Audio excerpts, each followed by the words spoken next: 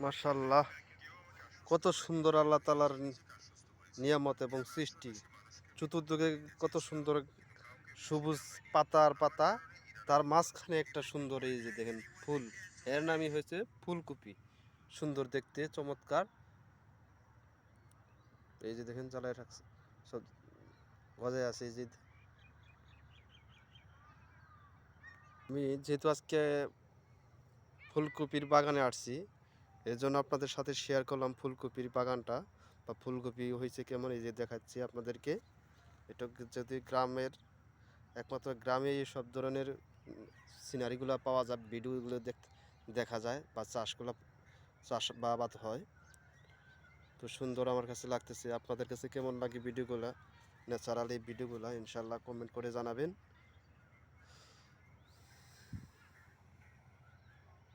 যেহেতু শীত ঠান্ডা, এর জন্য একটু কুয়াশা কুয়াশা ভাব দেখা যাচ্ছে ভিডিওর মধ্যে।